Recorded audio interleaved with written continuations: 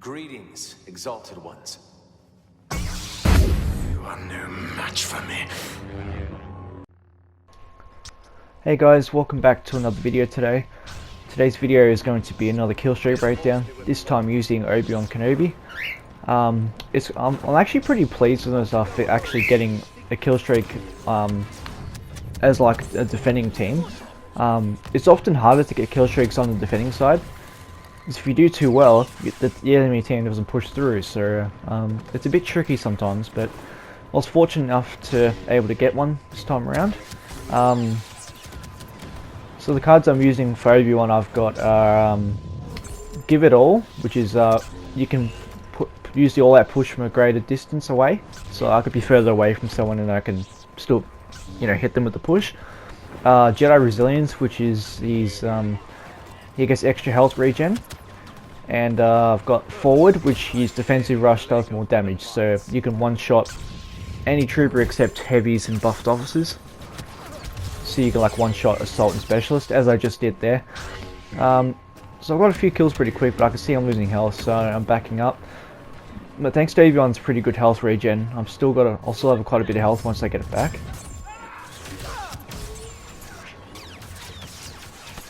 So as you saw just before, I got a push from quite far away, killed the commando who snuck up on me, but I'm still not too worried about my health as long as I don't do anything stupid until it comes back.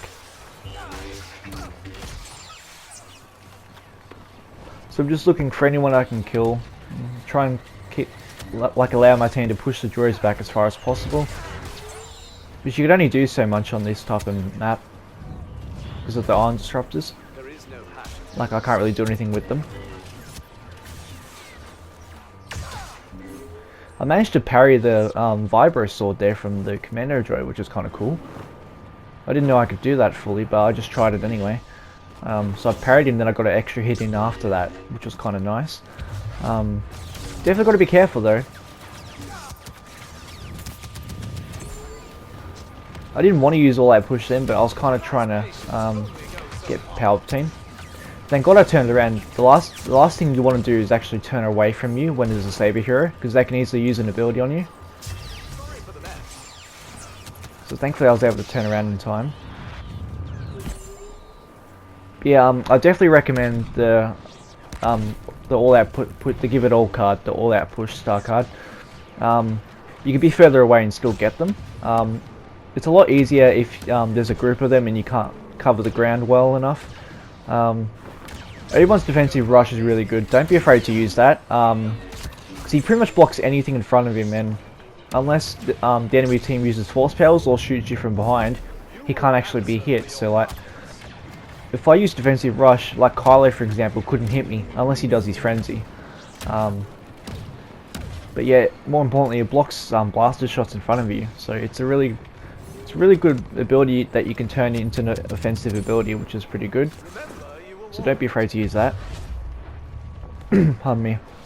So what I'm trying to do here, look for any stragglers, kill anyone who's on their own, switch between the left and right side, don't want to be too predictable. That's what the Jedi Jazza keeps saying in his kill streaks, and that's something that I definitely want to emphasize as well, because that's very important, because if you stay in one spot too long, the enemy knows where you are, so they'll try and flank you more often. Especially if you have enemies who target you, they'll just keep coming back in the same spot if you're still there. So making it harder for them to keep up with you is another important thing to do. So I was picking my moments here. The Kylo and the Palpatine were sticking together pretty well, so I wasn't going to be stupid and fight them both. Not when they had a team with them, like a team of troopers.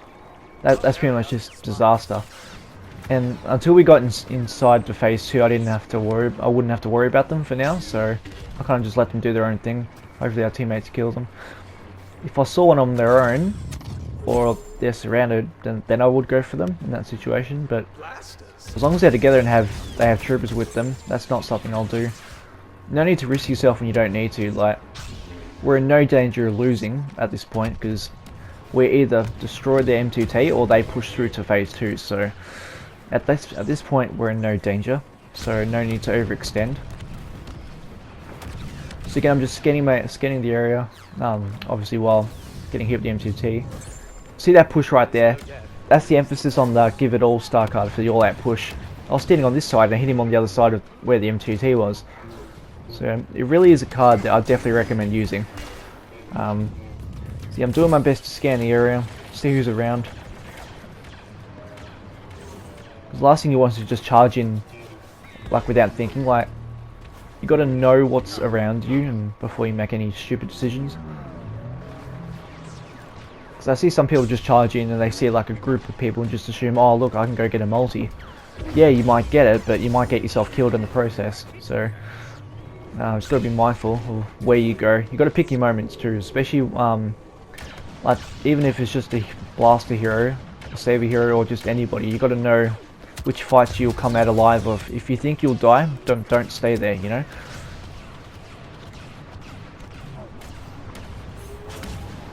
Again, I'm just letting my health go up. That's one thing I see a lot of people, they don't do that enough. Like they don't take a moment to actually let their health regen. They'll just charge back in and just keep killing people. Because as I said before, when you actually take damage before your health regens, that's actually when you lose some max health, and that's going to be a problem.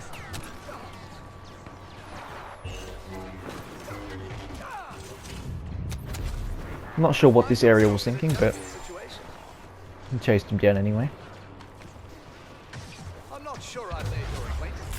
Sadly, I couldn't help Kuyong then, or Skoda. If I realised he'd been double teamed earlier, I would have came over to help, but unfortunately, by the time I got there, he was long dead, unfortunately. That's right, no need to showboat. Yeah, that's, as I was saying before, anytime you let a chance your health regen, make sure you do it. But obviously be careful where you do that though, because someone can sneak up on you while you're regenning. I'm not gonna lie, I've done that to people before. Like, I see them just standing there, like, I'm thinking, oh, they're probably trying to regen health. Let's actually, get a few shots off to stop their health regen, So, just be careful and pick your moments of where you go for that. Don't know why I ran in that door. Yeah, so whether you go where your teammates are and just hold block, or stay behind a corner, or just run away where there's no one around, sort of thing. I think it's common sense. Like, you'll understand what to do. Like, you'll just know. Like, it's a simple thing. One thing I definitely want to do, if I haven't done it already, because I don't have an order in which I'm uploading yet. I definitely want to do a tips and tricks video for like how to get kill streaks. It probably will be after this video comes out sometime. So now that I'm talking and saying that, I'll actually make sure I put this over 1 kill streak out first. So yeah, I'll definitely do that at some point. I think it would be really good. Like, I'll add in some simple tips and also some advanced ones. And I think it'll definitely help some people. Like, because everyone's at different levels. Like, you can't expect yourself to get 40s or 50s every single game, Sometimes the circumstances in the game are different, or you just struggle to get streaks a bit. Yeah. So yeah, hopefully that helps out anybody. Because I've noticed that some people are really good at getting the heroes first, but they kind of struggle to do much after that. So yeah, I will do something on that in the future. But back to this breakdown, I'm trying to go side to side because I'm noticing they're doing pretty well with the objectives. They're actually pushing through quite well. Actually, unfortunately, I do have to let it go though, because I didn't want to overextend myself.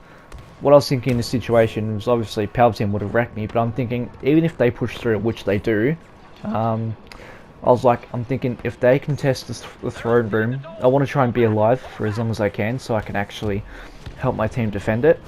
Yeah, obviously it would have been nicer to keep my kill streak going, which is obviously what anybody wants, but at the end of the day, I was thinking, if I can help contest the throne room and be alive with everyone, then I can have a good impact on the outcome of this game. So that's kind of what my mindset was as I retreated then. So I'm like, yeah, let's make sure that I can actually help defend. And it ends up helping us win the game at the end, because it ends up being an overtime. Not a long overtime, but yeah, enough where we had to actually clear them off it. Especially since everyone has good survivability, and I can close the gap with his all-out push that I've got with the card. Use forward, defensive rush with the forward star card to, advance on some enemies, and do what I have to do there. And obviously if I need to use a mind trick just to slow anyone down, then I can easily do that.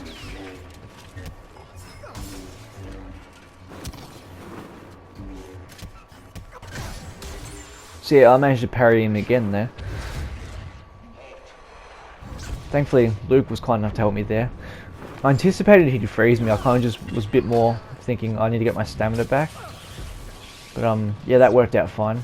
So I'll double back here. I see that they started slowly contested. Last thing I wanted was my team to get pushed off too quick.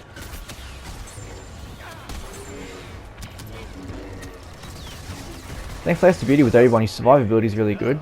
Thankfully, I dashed backwards because I did see Vader there. So I'm like, I better watch out for that.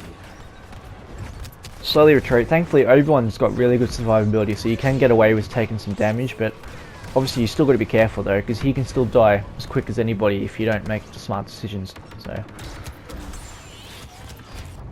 just because someone has good health regen doesn't guarantee your survival, so just be very mindful.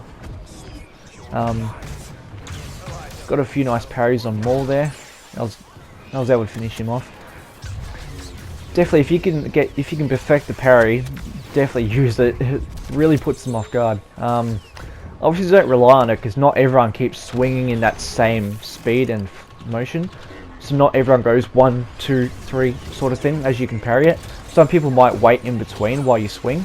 So it's all about knowing who you're fighting. So the parry it's not perfect, but when you do get it to work, it actually works pretty well. So we're in a pretty good state right now. 45 tickets left for them. We're doing pretty well keeping them off the objective. See, I parried that commando droid again. So that's something good for anyone who is not sure you can do that. You can actually parry the commando droid's vibro swords. So for anyone who, you know, comes up against a lot of sweaty commando droids, just know you can actually parry them, which is really good to know. Because I didn't know you could until this game. I just tried it because, you know, sometimes it's a bit of an instinct to parry some attacks, so I kind of just got used to it.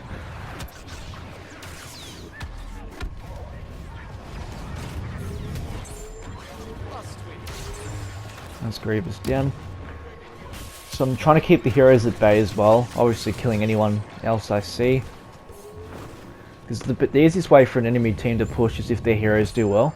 That was a bit of a sneaky force push there. But that's the power of that range card on the all-out push.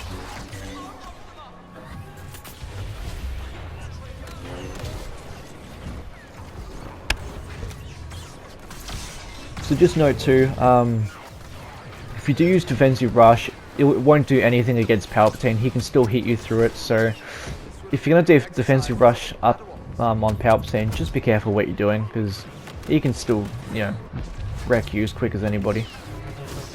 Master Windu thought you weren't ready for this. So yeah, it's the 7 tickets here, still going good. 5. I don't think it was too long over overtime. I think it was like overtime for like not even a minute. So, and I knew if we could clear him pretty quick, we could probably win it. Because we were in a pretty good position. So, I just looked for any stragglers, look for anyone who's near the objective in a second, because I do double back after I kill this guy. I saw it was only 2 or so, and they had to really scramble to get on the point. So I'm thinking we can clear it and end it now.